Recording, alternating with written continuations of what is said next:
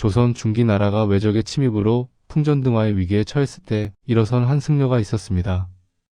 그의 이름은 휴정호는 청어였습니다. 묘양산에 오래 머물렀기에 서산대사로 불렸던 그는 나이 72이라는 고령에도 불구하고 5천여 명의 승병을 이끌고 나라를 구하기 위해 나섰습니다. 청어 휴정은 단순히 전시의 영웅만이 아니었습니다.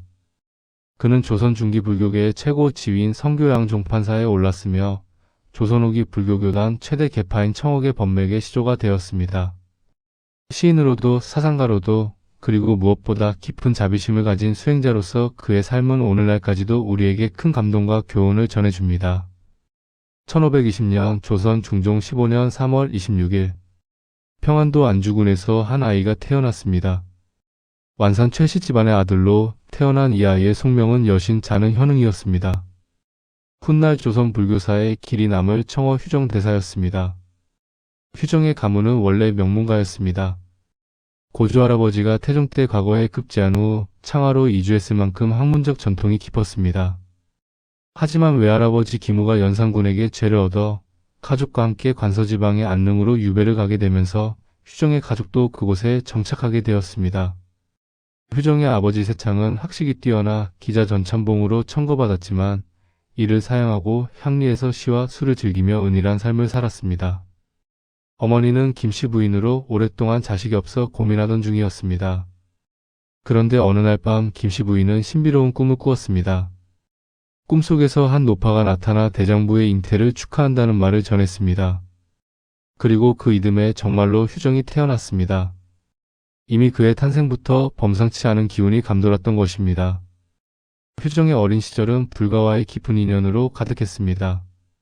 3살 되던 해 4월 초파일 어떤 노인이 집을 찾아와 어린 스님을 만나러 왔다며 휴정의 머리를 쓰다듬고는 이 아이의 이름을 운학이라 하라고 했습니다. 이후 휴정은 어린 시절 운학이라고 불렸습니다. 어려서부터 휴정의 놀이는 남달랐습니다. 다른 아이들이 일반적인 놀이에 몰두할 때 그는 모래를 쌓아 탑을 만들고 기와와 돌로 절을 세우는 모습을 보였습니다. 마치 이미 그의 운명이 불가로 향하고 있음을 예고하는 듯 했습니다. 휴정은 어려서부터 총기가 뛰어나고 효심이 깊었다고 전해집니다. 하지만 불행이 일찍 찾아왔습니다. 9살의 어머니를 10살의 아버지를 잇따라 여의고 혼자가 되었습니다. 어린 나이에 고아가 된 것입니다. 이를 안타깝게 여긴 고을의 군수 이사증이 어린 휴정을 자신의 집으로 불러들였습니다. 이사증은 휴정의 총명함에 놀라지 않을 수 없었습니다. 어린 나이에도 시와 문장에 뛰어난 재능을 보였기 때문입니다. 이에 감동한 이사증은 휴정을 서울로 데려가 성균관에 입학시켰습니다. 성균관에서 3년간 학문에 정진한 휴정은 15세가 되던 해 진사시험에 응시했습니다. 뛰어난 실력에도 불구하고 거듭 낙방하게 됩니다. 젊은 휴정에게는 큰 좌절이었습니다. 분한 마음을 달래기 위해 휴정은 동학 몇 사람과 함께 호남 지역으로 향했습니다. 지리산의 화엄동, 영곡동, 칠불동, 의신동, 청학동 등 여러 절과 암자를 돌아보며 마음을 달랬습니다. 이 여행 중에 휴정은 자연스럽게 불서들을 두루 열람하게 되었습니다. 그러던 어느 날 한 구절이 그의 마음을 사로잡았습니다. 신공급제한 자가 모름지기 대장부이다. 마음을 비워 급제하는 것이야말로 참된 대장부의 길이라는 뜻이었습니다. 이 구절을 읽은 순간 휴정은 깊은 깨달음을 얻었습니다. 이때 숭인이라는 승려가 휴정을 찾아왔습니다. 숭인은 휴정을 보며 이렇게 말했습니다. 그대의 기골이 청소한 것을 보니 정녕 보통 사람은 아니로구나. 신공급제로 마음을 돌려 세상의 명리를 좇는 마음은 영영 끊어버리는 것이 마땅할 것이다. 서생의 업은 종일토록 애쓰고 애써도 100년에 얻는 바가 단지 한갓 헛된 이름일 뿐이니 실로 안타까워할 만한 것이다. 이 말에 크게 감동한 휴정은 마침내 출가를 결심하게 됩니다. 숭인 장로에게 머리를 깎고 영관대사에게 불경을 배우기 시작했습니다. 이렇게 해서 조선 불교사의 거목이 될 청어 휴정의 승려로서의 길이 시작되었습니다. 1552년 명종 7년 휴정은 승과에 합격하여 성교양 종판사를 겸하게 되었습니다. 이는 조선시대 불교정책사에서 매우 중요한 사건이었습니다. 당시 조선은 억불정책으로 인해 성교 양종이 혁파되고 승가가 실시되지 않고 있었습니다. 하지만 1550년 문정왕후 등의 노력으로 일시적으로 승가가 부활하고 양종이 복구되었습니다. 이때 승가에 합격한 이들은 주요 사찰의 주지나 승직을 역임하며 이후 불교계를 주도하게 되었습니다. 휴정은 1552년 식년 승가에 합격하여 교종판사와 선종판사의 양종판사직을 겸하게 되었습니다. 또한 선종본사였던 봉은사의 주지를 맡게 되어 조선 불교계의 최고 지위에 올랐습니다. 이후 휴정은 대선, 주지, 전법, 교종판사, 선종판사 등 다양한 직위를 역임하며 불교계를 이끌었습니다. 하지만 1557년 명종 12년 어느 날 휴정은 깊은 탄식을 내쉬었습니다. 내가 출가한 본래 뜻이 어찌 이런 것들에 있겠는가. 진정한 수행자의 길을 걷고 싶었던 휴정은 모든 승직을 그만두고 금강산으로 들어가 숨어 살기 시작했습니다. 세속의 명예와 지위를 모두 버리고 오직 수행에만 전념하고자 했던 것입니다. 1589년 선조 22년 휴정에게 예기치 못한 시련이 찾아왔습니다. 정열입 사건에 연루되었다는 누명을 쓰게 된 것입니다. 휴정은 제자 유정과 함께 관아에 갇히는 수모를 겪어야 했습니다. 정열입 사건은 조선 선조 때 일어난 대표적인 역모 사건 중 하나였습니다. 많은 선비들이 연루되어 처벌받았는데 휴정과 같은 고승도 예외가 아니었습니다. 다행히 휴정의 결백이 밝혀져 곧 무죄 석방되었지만 이는 그에게 큰 충격이었습니다. 하지만 이 시련은 오히려 휴정을 더욱 단단하게 만들었습니다. 세상의 모든 영화도 한순간에 사라질 수 있다는 무상함을 다시 한번 깨닫게 되었고 더욱 깊은 수행의 길로 나아가게 되었습니다.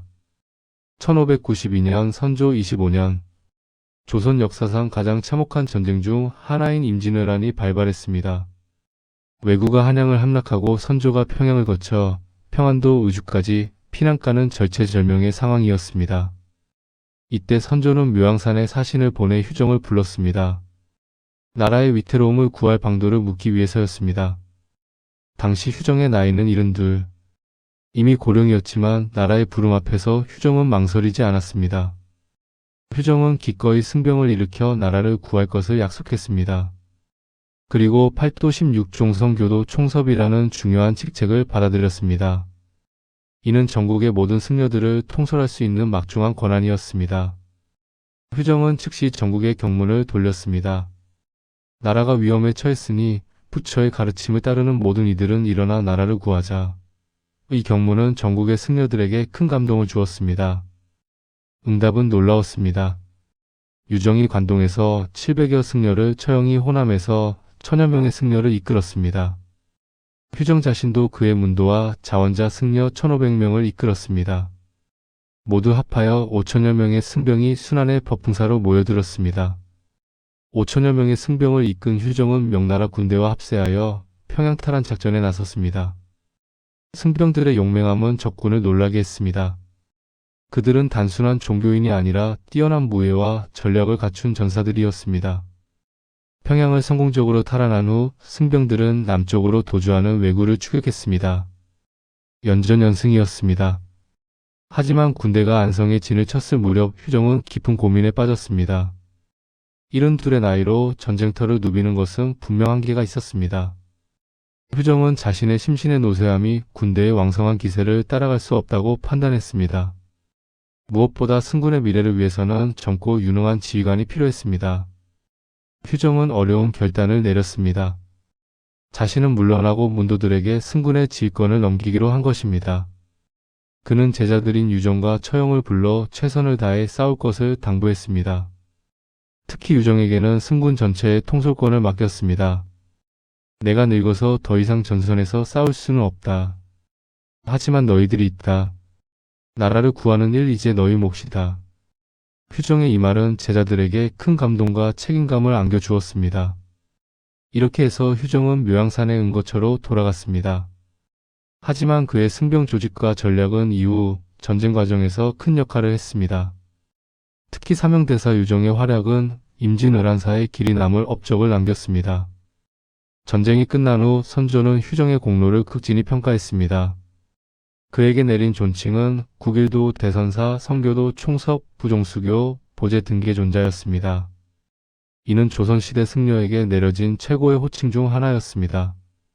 이 긴 존칭에는 깊은 의미가 담겨 있었습니다. 국일도 대선사는 나라 최고의 큰 선사라는 뜻이고 성교도 총섭은 선종과 교종을 모두 통괄한다는 의미였습니다. 부종수교는 종파를 도와 교법을 세운다는 뜻이며 보제 등계 존자는 널리 구제하여 계급을 오르게 하는 존귀한 분이라는 의미였습니다. 하지만 휴정은 이러한 영위에 안주하지 않았습니다. 그는 여전히 묘양산에서 조용한 수행의 삶을 이어갔습니다. 제자들을 가르치고 저술에 힘쓰며 깊은 선정에 드는 일상을 보냈습니다. 1604년 선조 37년 정월 13일 휴정은 묘양산 원저감에서 조용히 입축했습니다. 세수 85세, 법람 67세였습니다. 긴 생애 동안 그는 승려로서, 학자로서, 애국자로서 모든 면에서 완벽한 모습을 보여주었습니다.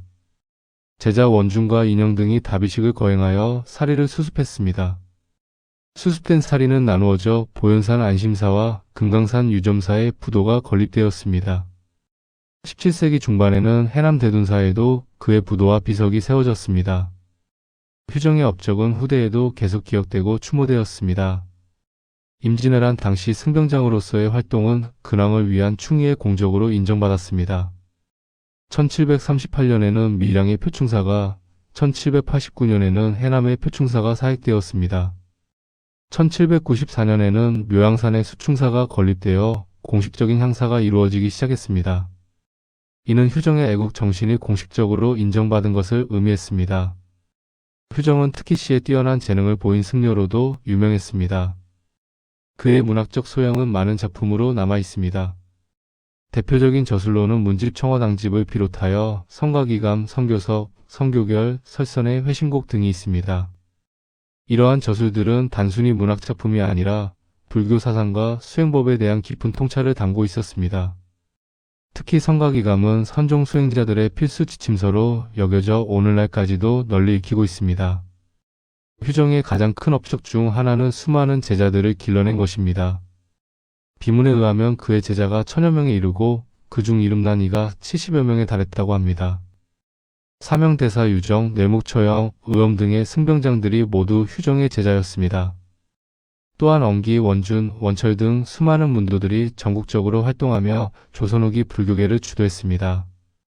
이들 청어의 문도들로부터 형성된 일명 청어계는 조선 후기 최대 계파가 되었습니다. 그들은 선종의 법맥 전승과 더불어 법통과 계파 인식을 공유했습니다. 청어계의 수행체계는 독특했습니다.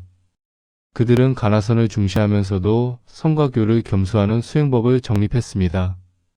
휴정이 설정한 선, 교, 연불의 종합적 수행 방향은 경절문, 원돈문, 연불문의 3문으로 제시되어 그 문도들에게 계승되었습니다. 특히 휴정의 문도 중 편향원기가 제기한 임재태고 법통설은 광범위한 교단의 지지를 받으며 조선 후기 불교계의 주된 법통설로 자리 잡았습니다. 이는 오늘날까지 계승되어 대한불교 조계종의 공식 법통으로 받아들여지고 있습니다. 청어 휴정 대사의 삶을 돌아보면 그는 진정한 의미에서 시대를 뛰어넘은 인물이었음을 알 수 있습니다. 학자로서의 깊은 학문적 소양, 수행자로서의 철저한 자기 수양, 애국자로서의 불굴의 의지, 그리고 스승으로서의 자비로운 마음이 완벽하게 조화를 이룬 인물이었습니다. 그의 생애는 오늘날 우리에게도 많은 교훈을 줍니다. 개인의 영달보다는 나라와 민족을 생각하는 큰 마음, 어떤 시련 앞에서도 굽히지 않는 의지, 그리고 끊임없는 자기 수양을 통해 완성된 인격의 모습을 보여줍니다. 무엇보다 휴정대사는 신공급제라는 깨달음을 통해 진정한 성공이 무엇인지를 보여주었습니다. 세속적인 출세와 명예가 아니라 마음을 비우고 참된 자아를 찾는 것이야말로 인생의 진정한 목표라는 것을 몸소 실천했습니다. 오늘날 우리가 살아가는 현대사회에서도 청어 휴정대사의 정신은 여전히 유효합니다. 물질만능주의와 개인주의가 팽배한 시대에 그의 자비와 희생 그리고 큰 뜻을 품고 살아간 삶의 자세는 우리에게 새로운 방향을 제시해 줍니다. 청어 휴정대사. 그는 조선 중기를 살다간 한 승려였지만 그의 정신과 가르침은 시공을 뛰어넘어 오늘날까지도 우리의 마음을 울리고 있습니다. 그는 영원한 스승으로 우리 민족의 정신적 지주로 기억될 것입니다.